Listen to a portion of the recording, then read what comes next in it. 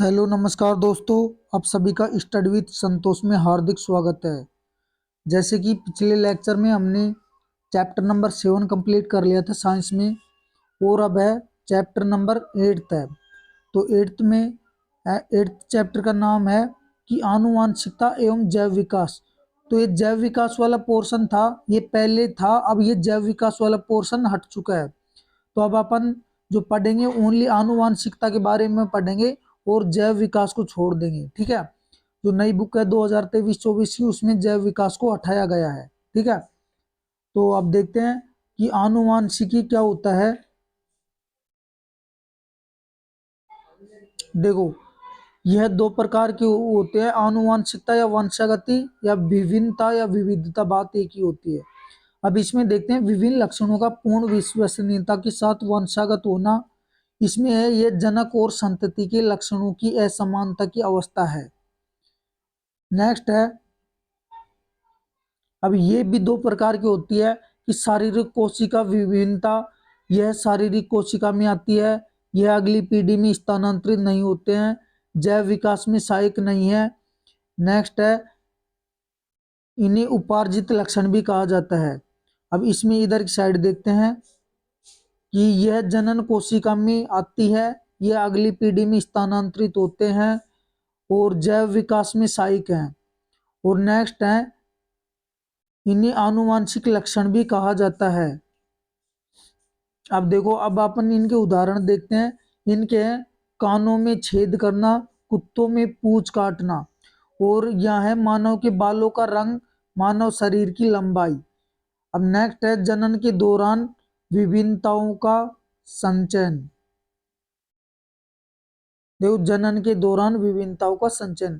तो विभिन्नताएं दो प्रकार की होती है, एक तो अलैंगिक जनन और एक लैंगिक जनन। अब पहला देखते हैं कि अलैंगिक जनन क्या होता है, कि विभिन्नताएं कम होगी, इनमें डीएनए प्रतिकृति के समय न्यून त्रुटियों के कारण उत्पन्न होती हैं। लैंगिक जनन देखते हैं इधर। देखो, विविधता अपेक्षाकृत अधिक होती है, क्रॉस संकरण के द्वारा गुणसूत्र क्रोमोसोम के विसंयोजन द्वारा होता है। ठीक है। अब नेक्स्ट है, विभिन्नता के लाभ क्या क्या हैं। विभिन्नता के लाभ देखो, प्रकृति की विविधता के आधार पर विभिन्न जीवों को विभिन्न प्रकार के लाभ हो सकते हैं। जैसे उष्णता को सहन करने की क्षमता वाले जीवाणुओं को अधिक गर्मी से बचने की संभावना अधिक होती है। नेक्स्ट दूसरा पॉइंट है इसमें, पर्यावरण कारकों द्वारा उत्तम परिवर्तन चयन जैव विकास प्रक्रम का आधार बनता है।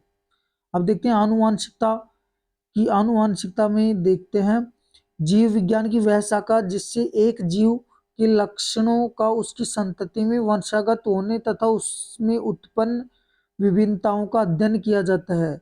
जनक जीवों से संतति में लक्षणों के संचरण को आनुवांशिकता कहते हैं। इसके बाद में देखते हैं कि देखो, ग्रेगर जॉन मेंडल ने मटर के पौधों पर अपने प्रयोग किए तथा वंशागति के नियम प्रतिपादित किए। मेंडल के कार्यों के आधार पर इन्हें आनुवंशिकी का पिता कहा जाता है। नेक्स्ट इसके बाद में देखते हैं मेंडल के द्वारा मटर के पौधे का चयन। मटर एक वर्षीय पादप है, अर्थात इसका जीवन चक्र 1 वर्षों में पूरा हो जाता है, इसलिए कम समय में मटर की अनेक पीढ़ियों का अध्ययन किया जाना संभव था।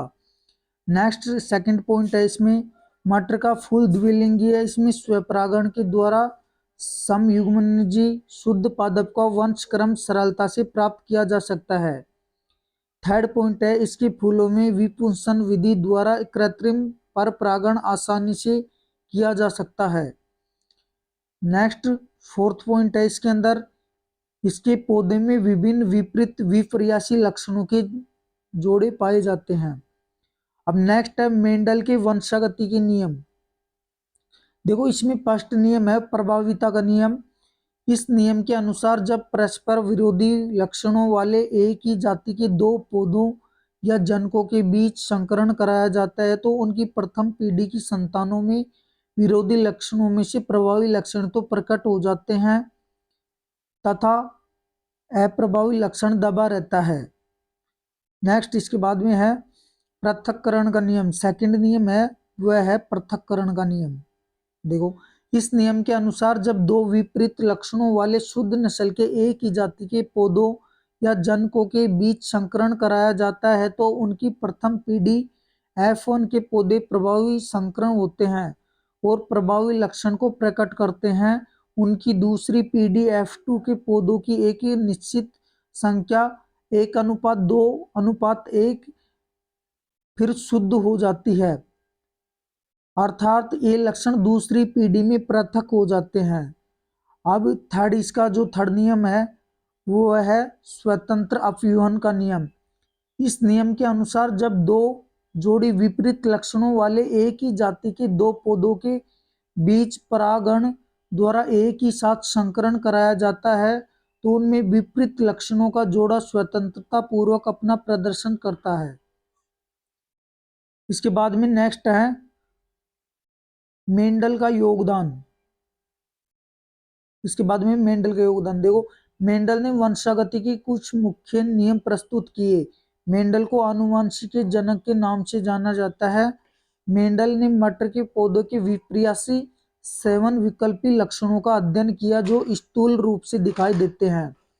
देखते हैं कौन कौन से हैं 7 लक्षण। देखो, लक्षण प्रभावी और अप्रभावी, ये तो लक्षण, ये प्रभावी और ये अप्रभावी। देखो, बीज का आकार गोल और झुर्रीदार, बीज का रंग पीला हरा, फूल का रंग बैंगनी और अप्रभावी लक्षण सफेद। नेक्स्ट इसके बाद में देखो, फली का आकार फूली हुई और सिकुड़ी हुई। देखो, फली का रंग हरा, इसमें पीला। पुष्प की स्थिति कैसी थी, इसमें कक्षीय और इसमें अग्रस्त। नेक्स्ट देखते हैं इसके बाद में पादप की ऊंचाई, इसमें तो लंबा और इसमें बौना। इसके बाद में नेक्स्ट देखते हैं मनुष्य में लिंग निर्धारण। मनुष्य में लिंग निर्धारण देखो, मनुष्य में लिंग निर्धारण लिंग गुणसूत्रों द्वारा होता है। मनुष्य में 23 जोड़ी गुणसूत्र होते हैं जिनमें से 22 जोड़ी गुणसूत्र ऑटोसोम्स कहलाते हैं जबकि 23वां जोड़ा लिंग गुणसूत्र कहलाता है। पुरुषों में 23वें जोड़े के गुणसूत्रों में एक गुणसूत्र X तथा दूसरा गुणसूत्र Y होता है। स्त्रियों में 23वें जोड़े के दोनों गुणसूत्र XX होते हैं। X गुणसूत्र मादा संतान के लक्षण धारण करते हैं जबकि Y गुणसूत्र नर संतान के लक्षण धारण करते हैं। अन्य सभी ऑटोसोम्स दैहिक लक्षणों को धारण करते हैं। अब इसमें एक नोट है, नोट में देखते हैं क्या है कि युग्मक बनाते समय पुरुष के आधे शुक्राणु में X गुणसूत्र तथा आधे शुक्राणु में Y गुणसूत्र होते हैं। मादा में केवल एक ही युग्मक अंडाणु का निर्माण होता है। जिस देखो नेक्स्ट इसमें देखते हैं आगे, जिसमें X गुणसूत्र स्थित होता है। जब पुरुष का X गुणसूत्र वाला शुक्राणु अंडाणु से निषेचन करता है तो पैदा होने वाली संतान लड़की होती है। यदि पुरुष का Y गुणसूत्र वाला शुक्राणु अंडाणु से निषेचन करता है तो उत्पन्न होने वाली संतान लड़का होती है। ठीक है, इसके बाद में नेक्स्ट देखते हैं उपार्जित लक्षण। नेक्स्ट है उपार्जित लक्षण, वे लक्षण जिसे कोई जीव अपने जीवन काल में अर्जित करता है उसे उपार्जित लक्षण कहते हैं। एग्जाम्पल जैसे अल्प पोषित भ्रंग के भार में कमी। अब नेक्स्ट है उपार्जित लक्षणों के गुण। नेक्स्ट देखते हैं उपार्जित लक्षणों के गुण। इसमें ये लक्षण जीवों द्वारा अपने जीवन काल में प्राप्त किए जाते हैं। ये लक्षण जैव विकास में सहायक नहीं है। आनुवांशिक लक्षण देखो, वे लक्षण जिसे कोई जीव अपने जनक से प्राप्त करता है उसे आनुवांशिक लक्षण कहते हैं। उदाहरण देखते हैं मानव के आंखों व बालों के रंग। नेक्स्ट है आनुवांशिक लक्षणों के गुण। देखो, ये लक्षण जीवों में वंशानुगत होते हैं। ये लक्षण जैव विकास में सहायक है। अब देखते हैं जाति उद्भव क्या होता है। पूर्व स्पीशीज से एक नई स्पीशीज का बनना जाति उद्भव कहलाता है। अब देखो, नई स्पीशीज का मतलब होता है प्रजाति या जाति के लिए वर्तमान स्पीशीज के सदस्यों का परिवर्तनशील पर्यावरण में जीवित बने रहना इन सदस्यों को नए पर्यावरण में जीवित रहने के लिए कुछ बाह्य लक्षणों में परिवर्तन करना पड़ता है।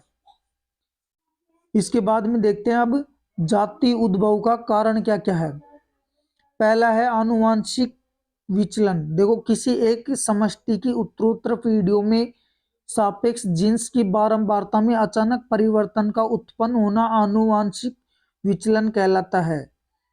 अब नेक्स्ट देखते हैं इसके अंदर कि भौगोलिक पृथक्करण क्या होता है। भौगोलिक पृथक्करण किसी जनसंख्या के बीच जीन्स प्रवाह को भौगोलिक आकृतियां जैसे पर्वत, नदियां, समुद्र इत्यादि रोकती है, जिसे एक ही समष्टि के जीव पृथक हो जाते हैं। इसके कारण इनका प्राकृतिक वर्णन भी अलग हो जाता है, इसे ही भौगोलिक पृथक्करण कहते हैं। अब नेक्स्ट देखते हैं इसमें प्राकृतिक वर्णन चयन की वह प्रक्रिया जिसमें जीव अपने पर्यावरण के प्रति बेहतर अनुकूलित होते हैं और अपने उत्तरजीविता को बनाए रखते हुए अधिक संतानें उत्पन्न करता है। अब नेक्स्ट देखते हैं इसमें आनुवांशिक विचलन का कारण। देखो, डीएनए में परिवर्तन और दूसरा गुणसूत्रों में परिवर्तन। इसके बाद में नेक्स्ट देखते हैं विकास एवं वर्गीकरण। अब देखते हैं ये जो विकास और वर्गीकरण है, इसके बाद का जो सारा पोर्शन है ये हट गया है। तो अब नेक्स्ट अपन इसमें अब की बार ये पोर्शन नहीं पढ़ेंगे। अपना जो 8th चैप्टर है वो यहाँ तक ही कंप्लीट हो गया है। अब नेक्स्ट लेक्चर में अपन चैप्टर नंबर 9 डिस्कशन करेंगे। जब तक के लिए थैंक यू सो मच। मिलते हैं नेक्स्ट पार्ट में।